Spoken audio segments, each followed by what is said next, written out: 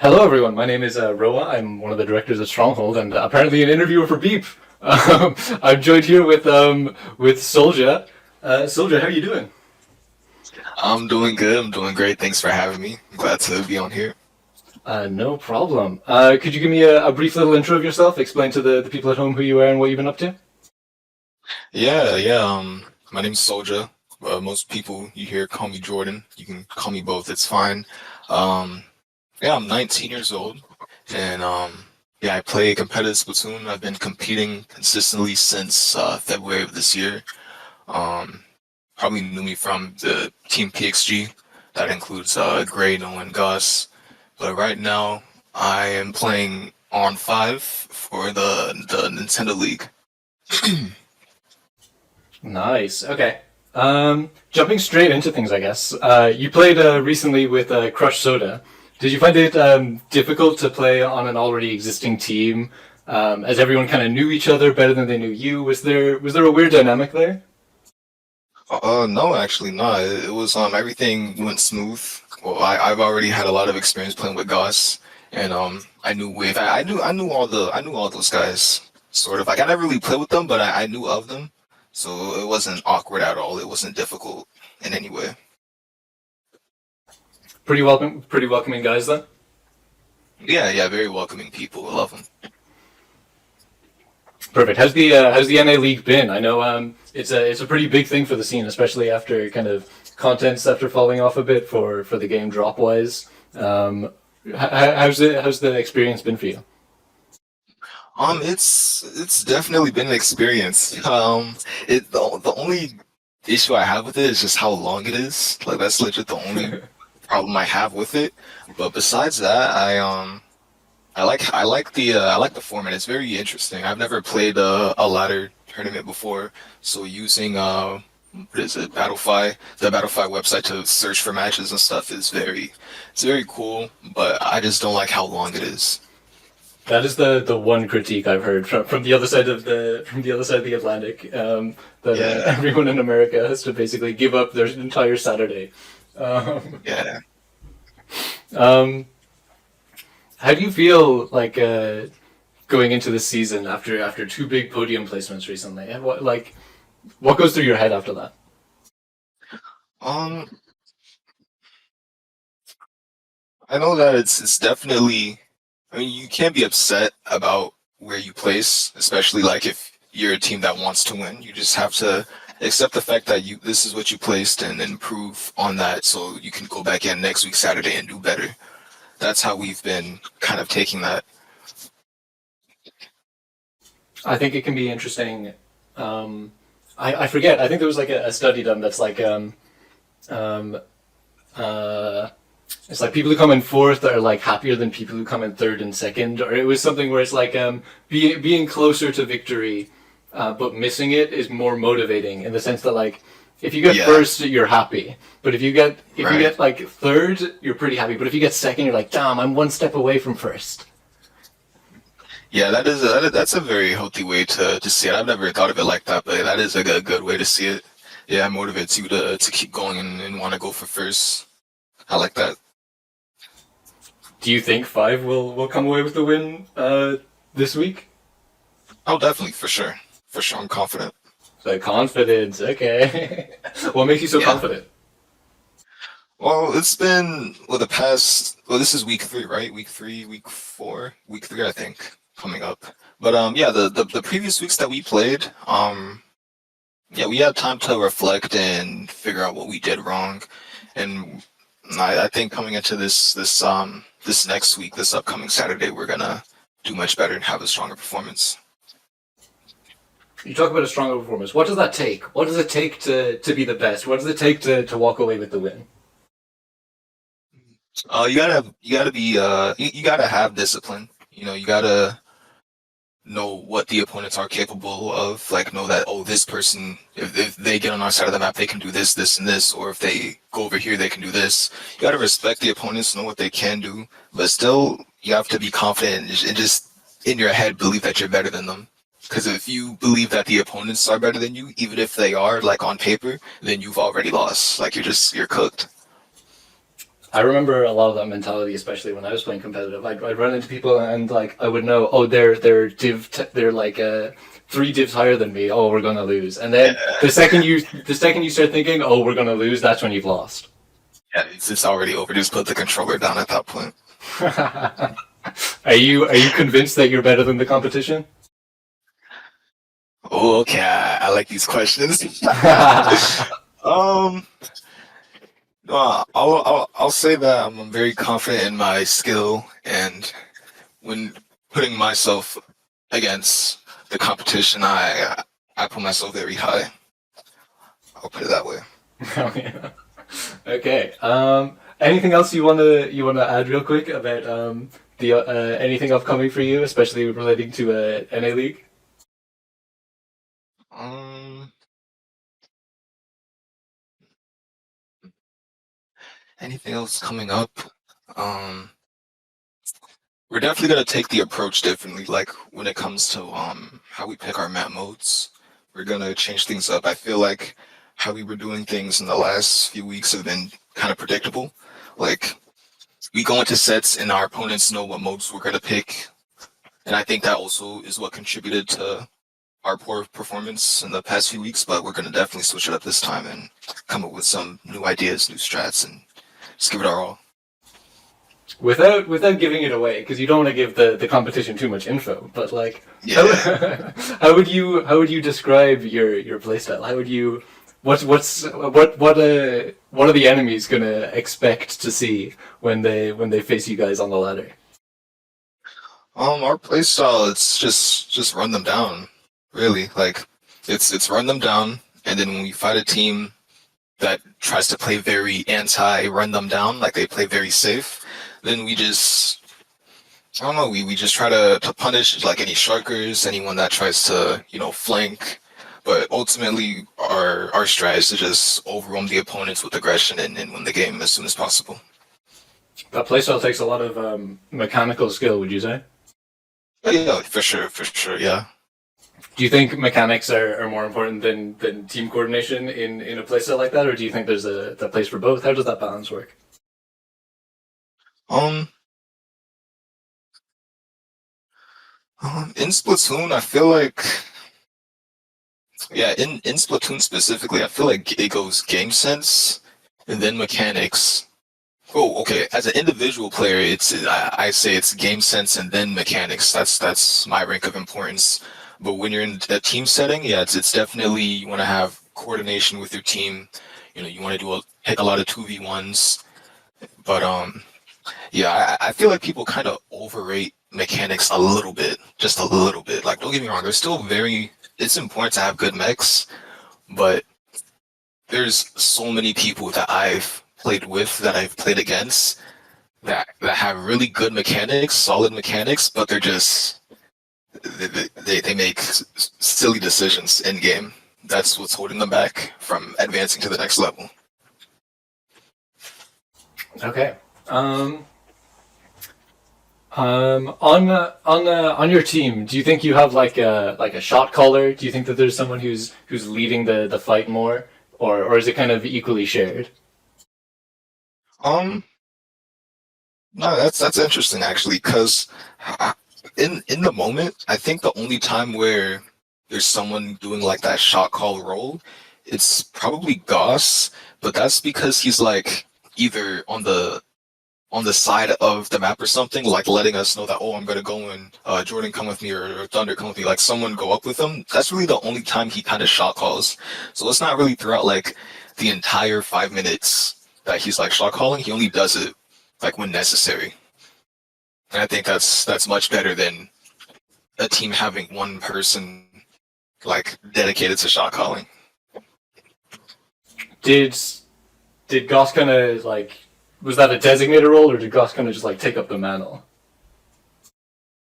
No, it wasn't a designated role. It's just something that it just happens in game. Like, um, I'm assuming from his point of view, like 'cause he's on 52. Like, if you're a 52 gal and you see a clear path to like get a nice streak of kills in the opponents, like you're gonna let your team know, hey, I'm gonna go over here, and then like one of us, either me or Thunder or Wave, are gonna follow up on that call out and assist them. So it's not like something that he's like before the game starts. Oh, guys, I'm gonna do this. I'll be a shot caller. Like, no, it's all just something that happens in the game. It's a very in the moment thing. For sure. I resonate with that a lot, where I think it's one of those things where you realize kind of after the fact, like, oh, this is just like how the structure of this particular group of players works. Yeah. Where do you see yourself going next? What's your big milestone for Splatoon? That's a good question. I was low key thinking, because I don't know what's gonna happen after this league. Like, I don't know if this is leading up to anything bigger. So if it is, then I'll definitely want to try to win whatever that next thing is. But for now, I'd say my next milestone is probably winning this league, this little league here. I definitely want to win that. I've already I've already accomplished what I wanted to do with X rank. So I'd say my next milestone is this tournament here. People can only kind of see like one side of the team. They see the team on the live stream. They see the team on the score sheet. But before that, in the VC, everyone's getting ready to play in the tournament. What's the energy like going into that, especially like early on or like the first set of the tourney? What's that like? Well, okay, first week we were like kind of hyped because this is everyone's first time playing, or not first time. This was my first time playing an official Nintendo ladder, but this is everyone else's first time in like years playing an official Nintendo tournament. So we were hyped in the VC, excited to play. But after going through 9 hours of straight Splatoon, week 2 and week 3, we were kind of like, I mean, like we still gave it our all, but we weren't like just hyped to play, like especially like groups. Like, yeah, you could just go into everybody for like 7 hours, 6 hours. But like, it just wasn't as hyped that the week 2 and week 3. You mentioned the kind of the length and longevity of the play sessions that you have to do for the NA League. How do you keep up how do you keep up a positive mental during that, especially after losing? Like how do you deal with a round loss after such a marathon of an event like that? Well, I mean, the people that we lose to, the people that go to grands, that go to like winners finals, loser finals, they've also like done that marathon of Splatoon. So it's not like we can use that as an excuse. It's like, oh yeah, we've been playing for hours on end. No, we've all been playing for hours on end. It's really just a battle of endurance, like battle of endurance, and just which team was the better team that day. Like that's really all it falls down to. Would you say that your team generally is good at keeping that positive mentality up?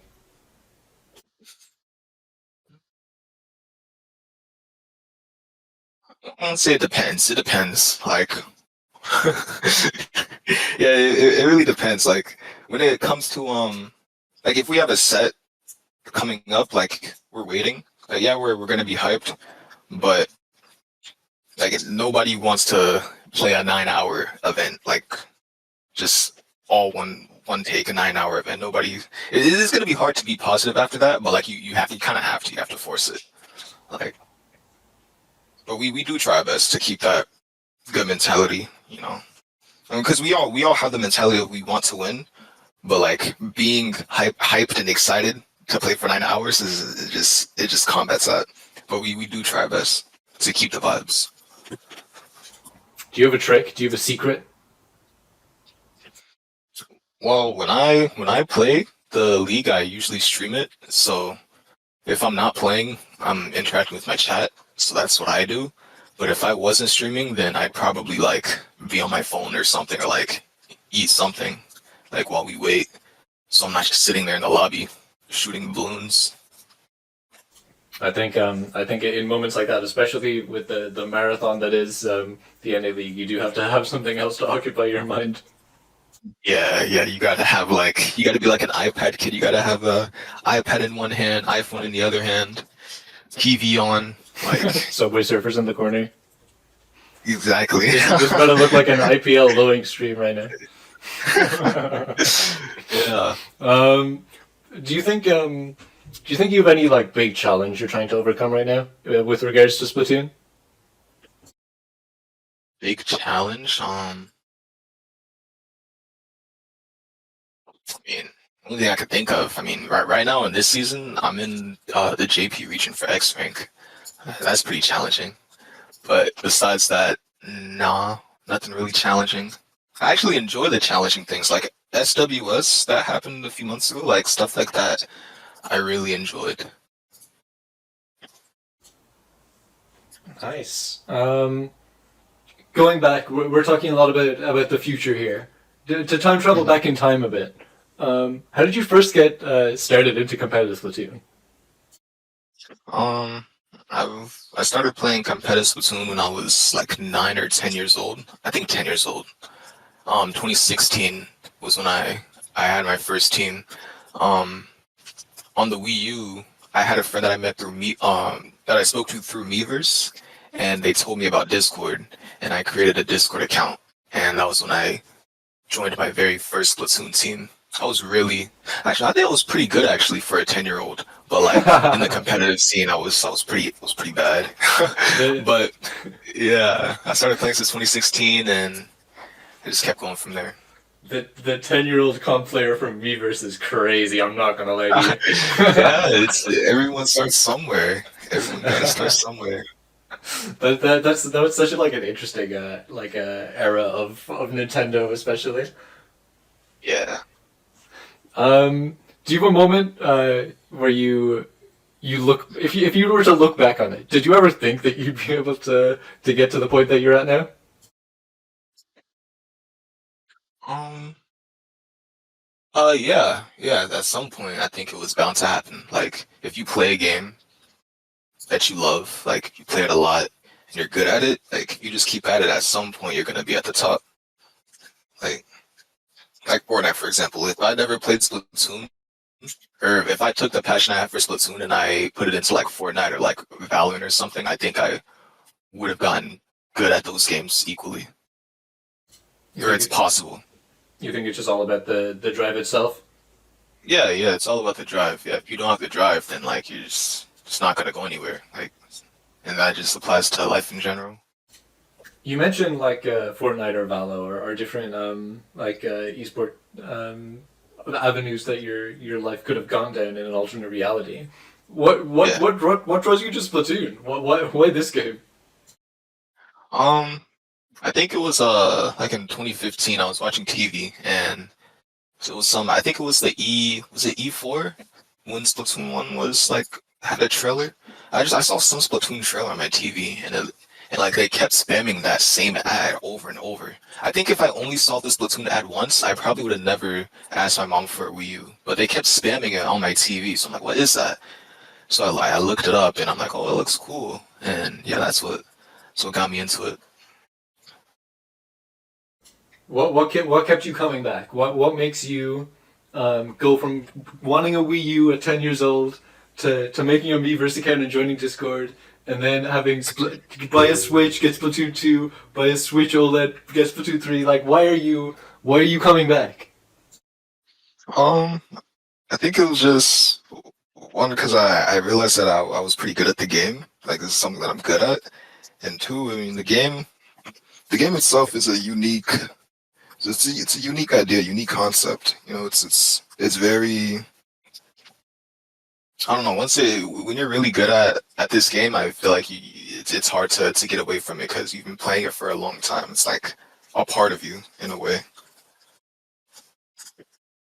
Do you think Splatoon has impacted your life a lot? Oh, for sure, in good and bad ways. Do you think I know especially like on Stronghold we have a Splatoon Beginners Academy program where I can kind of see firsthand the experiences of people like and their lives before they join comp, and then the process of starting out, and then once they're fully fledged members of the community that have been around for months, if not over a year at this point. Do you see a lot of change in how you behave as a person, how you interact with the world because of Splatoon? As a person, no, no, I wouldn't say Splatoon has impacted how I interact with the world. No, no. I gotta try and shoehorn in my stronghold propaganda here. Okay.